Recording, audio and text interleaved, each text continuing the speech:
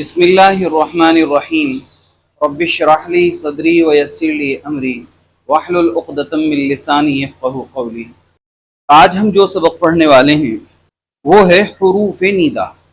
حروف ندا کسے کہتے ہیں؟ پہلے اس کو سمجھ لیتے ہیں کہ ندا اور منادا کس کس کو کہتے ہیں۔ میں ایک مثال دیتا ہوں، اس سے آپ سمجھیے گا تاکہ اپنی زبان میں بات کو جلدی سمجھ لیں آپ۔ اے احمد، اے احمد، اب اس میں اے لفظ جو ہے یہ تو حرف ندا ہے، اور میں نے جس کو پکارا ہے وہ احمد ہے۔ میں کہوں اے سمیر تو اے حرف ندا ہے، سمیر منادا ہے۔ میں کہوں اے عبد الصمد تو اے حرف ندا ہے، عبد الصمد۔ میں کہوں اے بچے تو اے حرف ندا ہے اور بچہ منادا ہے۔ تو حرف ندا جس لفظ کے حرف کے ذریعے آپ پکار رہے ہیں اس کو کہتے ہیں، اور جس کو پکارا ہے وہ منادا کہلاتا ہے۔ تو ہمیں ندا اور منادا دونوں سمجھ میں آ گئے کہ ندا جس حرف کے ذریعے پکارا گیا اور منادا جس کو پکارا گیا۔ تو اس کو سمجھ لینے کے بعد اب ہم سمجھ لیتے ہیں کہ عربی میں حروف ندا کون کون سے ہیں جن کے ذریعے پکارا جاتا ہے۔ سب سے پہلے آپ دیکھیے لفظ یا ہے، کیا ہے؟ یا، اس کا بھی ترجمہ اے ہے، ٹھیک ہے۔ جیسے مثلا یا زید، یا فاطمہ، ان کے اپنے اپنے کچھ قواعد ہیں۔ مثلا یا ایہا، یا ایتہا، یا میم مشدد ہو یا مضاف پر فتحہ ہو، تو ہم ان حروف ندا کو تفصیل سے سمجھتے ہیں۔ سب سے پہلے ہم یا کو سمجھتے ہیں۔ کس کو سمجھتے ہیں؟ یا کو سمجھتے ہیں۔ منادا مفرد ہو، منادا جس کو پکارا گیا ہے وہ اکیلا ہو، تو جب اس کو پکاریں گے اگر اس کے اوپر تنوین ہے تو تنوین ختم ہو جائے گی سیاق کے داخل ہونے کی وجہ سے، باقی کوئی اعرابی حالت میں تبدیلی نہیں آئے گی۔ ایسا نہیں ہوگا کہ یہاں یوں کہیں گے یا زیدہ یا رجلا، ٹھیک ہے، اعرابی کوئی تبدیلی نہیں آئے گی۔ بس اتنا ہوگا کہ یا داخل جب آپ کریں گے حرف ندا کو تو اگر تنوین ہے تو وہ ختم ہو جائے گی۔ یہ سیدھا سچا سا قاعدہ ہے، سب کی سمجھ میں آ گیا ہوگا۔ اسی طریقے سے منادا معرف باللام ہو، جس کو پکارا گیا ہے اس پر الف لام تعریفی ہو۔ جیسے مثال کے طور پہ الرجل، الطفلۃ، تو اگر الرجل ہے الف لام تعریفی آیا ہوا ہے یا الطفلۃ ہے تو ان کے لیے حرف ندا اور ہے، وہ کیا ہے؟ مذکر کے لیے یا ایہا، کیا ہے؟ ہاں، تو الرجل یہ رہا، دیکھو الرجل ہم نے لکھا اور یا ایہا یہ لکھا ہوا، تو یا ایہا الرجل کیا ہے؟ ہاں، جیسے قرآن میں ہے قل یا ایہا الکافرون، یا ایہا الکافرون، اے کافرون، سمجھ گئے؟ یا ایہا الکافرون۔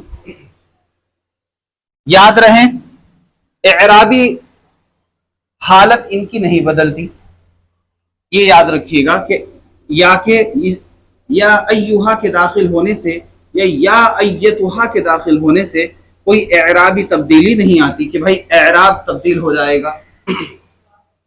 تو ہم نے آپ کو بتایا کہ یا ایہا یہ اگر مذکر اسم ہے اور اس پر الف لام تعریفی ہے تو یا ایہا کا استعمال کریں گے، اور اگر مؤنث اسم ہے اور اس کے اوپر الف لام تعریفی ہے تو یا ایتہا استعمال کریں گے، جیسا ایہا الطفلۃ۔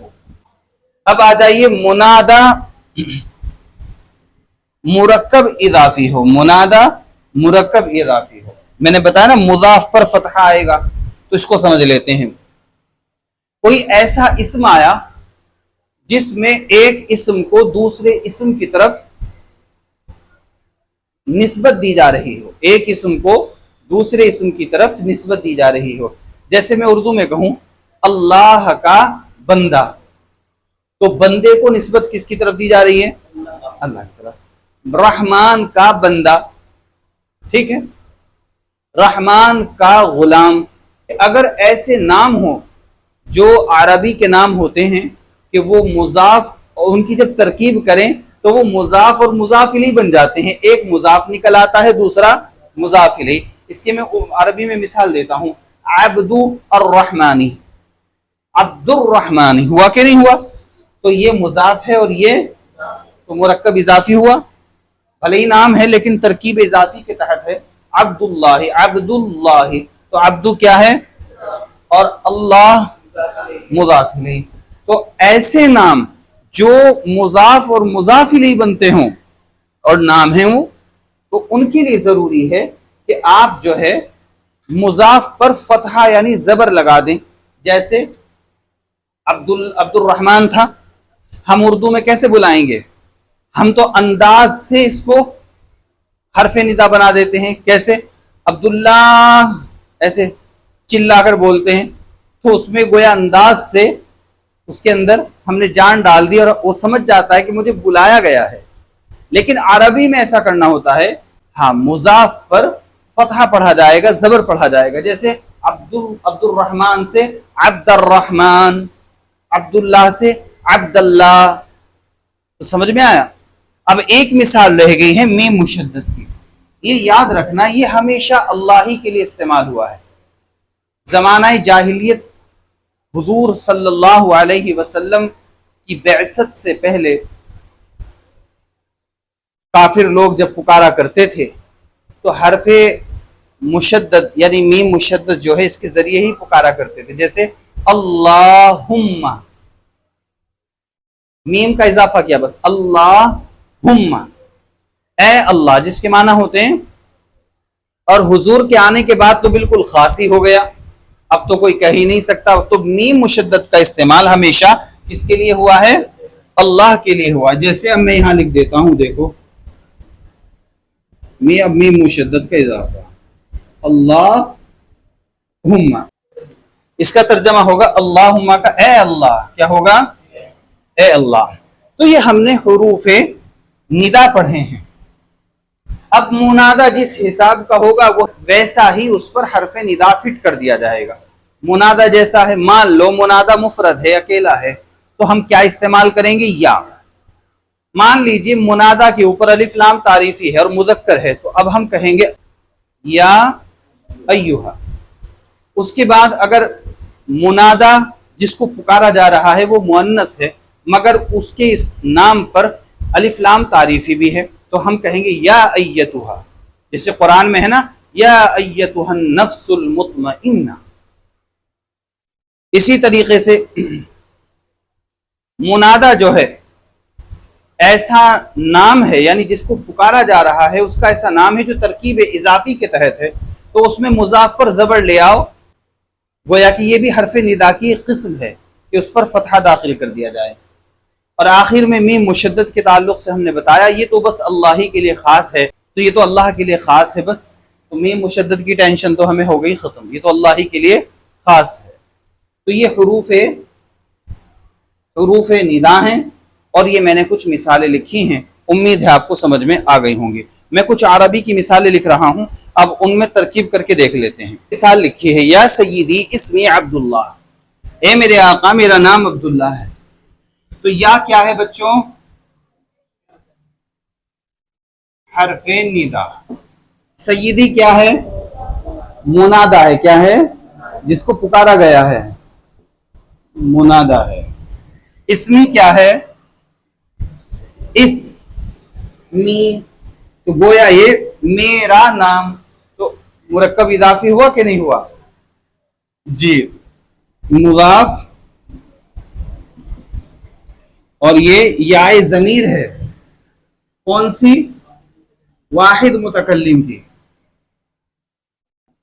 مضاف الیہ، تو یہ مرکب اضافی ہوا، کیا ہوا؟ اور یہ بھی ترکیب اضافی کے تحت آیا ہے، مضاف اور یہ مضاف الیہ آیا ہے، یہ بھی ترکیب اضافی کے تحت ہے۔ تو اس میں الحمدللہ کافی آپ کو شناخت ہو گئی ہے۔ جب ہم ترکیب کریں گے انشاءاللہ تھوڑا سا حروف استفہام پڑھ لیں، کیونکہ وہاں بھی تفصیل سے ہمیں بہت سارا ڈیٹا ملے گا جو ہم استعمال کریں گے انشاءاللہ۔ پھر مشترکہ طور پر اس کی اور اس کی مثالیں پڑھیں گے۔ اس سے بہت فائدہ ہوگا۔ اب ہم اردو کی کچھ مثالیں آپ کو دے رہے ہیں، ذرا ان کو عربی بنا کر لانا اپنے یہاں سے۔ اور مرکب اضافی کا جو سبق تھا تم نے پڑھا تھا، اس سے تمہیں مدد لینی ہے۔ آسمان میرے سر کے اوپر ہے، ہماری کتابیں استاد کی میز کے نیچے ہیں، بے شک ہمارا رب رحیم غفور ہے، فاطمہ کے پاس ایک خوبصورت قلم ہے، تمہاری زبان عربی ہے اور ہماری زبان ہندی ہے۔ یہ تمہیں عربی بنا کر لانی ہے، اور باقاعدہ عربی بنا کر اس کی ترکیب بھی کرنی ہے کہ کون سا اسم کیا ہے، اس میں ضمیر ہے یا اس میں علم ہے، حرف استفہام ہے یا حرف ندا ہے، ٹھیک، مرکب اضافی ہے یا مرکب توصیفی ہے۔ اور جتنے اسباق تم سب بچے پڑھ چکے ہو پیچھے، ان تمام اسباق کی مدد سے آپ جو ہے اس کو حل کر کے لائیے گا۔ اللہ تعالیٰ عمل کی توفیق دے۔ کچھ الفاظ و معانی بھی تھوڑے بہت یاد کر لیں، چونکہ اس کی ضرورت ہمیں آگے پڑے گی۔ حدیقۃ باغ، ظلمۃ اندھیرا، برٌ خشکی، شمال بائیں طرف، ظل سایہ، تراب مٹی، برٌ نیکی، یمین دائیں طرف، مع یہ مضاف آتا ہے، کیا آتا ہے؟ ہاں، جیسے مع اسمہ، اس کے نام کے ساتھ۔ اللہ عمل کی توفیق دے۔ دعا پڑھ لیجیے۔